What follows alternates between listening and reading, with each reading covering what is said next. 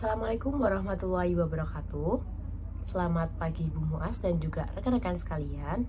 Perkenalkan, nama saya Farah Alia Putri Suryadi dengan nomor induk mahasiswa 2019-210703 dari Prodi Sarjana Manajemen Fakultas Ekonomi Bisnis Universitas Hayam Wuruk Perbana Surabaya. Pada hari ini saya akan mempresentasikan proposal yang berjudul Pengaruh Perencanaan Keuangan, Locus of Control, Pengalaman Keuangan terhadap Kesejahteraan Keuangan. Topik pembahasan pada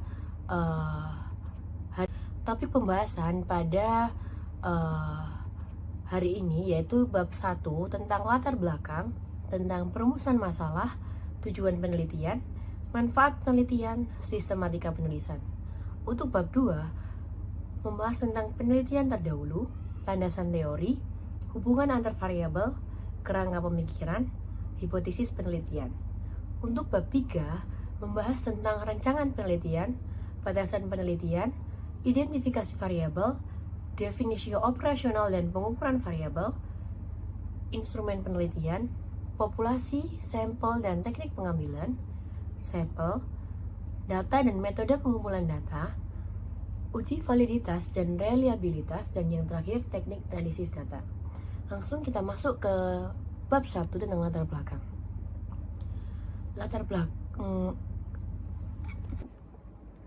Baik, langsung kita masuk ke bab 1 tentang latar belakang penelitian ini. Nah, latar belakang pada penelitian ini permasalahan seputar kemiskinan yang sudah terjadi dan sangat krusial bagi sebagian negara yang berkembang, termasuknya negara di Indonesia.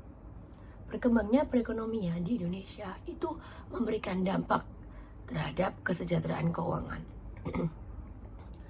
Mohon maaf, kesejahteraan keuangan sendiri itu merupakan keadaan di mana seseorang itu dapat memenuhi kebutuhannya baik di masa sekarang maupun masa depan, dan dapat memilih atau dapat membuat pilihan hidup mereka. Lah, pada pandemi COVID-19 telah menyebabkan penurunan secara fiskal. Hasil survei menunjukkan untuk indeks kesejahteraan Indonesia mencatat skor 63,8 pada tahun 2021 atau lebih rendah dari tahun 2019 yang senilai 65,4 dan 66,3 itu pada tahun 2020. Nah, di sisi lain, pastinya skor kesejahteraan keuangan itu juga menjadi turun menjadi 53,6 pada tahun 2021 dari 59,1 dari tahun sebelumnya. Hal itu disebabkan oleh adanya pandemi COVID-19. Nah,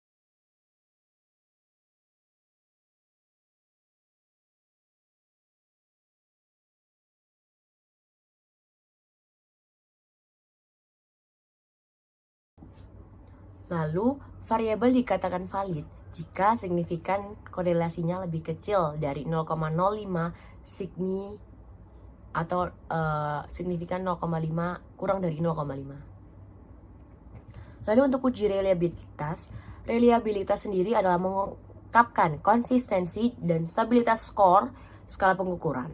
Reliabilitas itu berbeda dengan validitas karena pertama berfokus pada masalah konsistensi, sedangkan yang kedua berfokus pada masalah akurasi.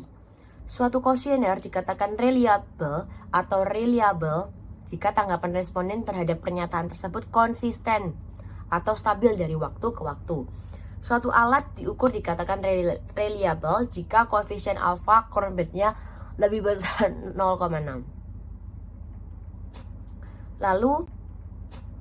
Lalu selanjutnya teknik analisis data menggunakan analisis deskriptif dan juga analisis inferensial. Analisis deskriptif digunakan untuk menggambarkan nilai hasil kuesioner untuk masing-masing variabel dengan harapan tanggapan responden dapat memberikan gambaran umum tentang variabel-variabel yang digunakan.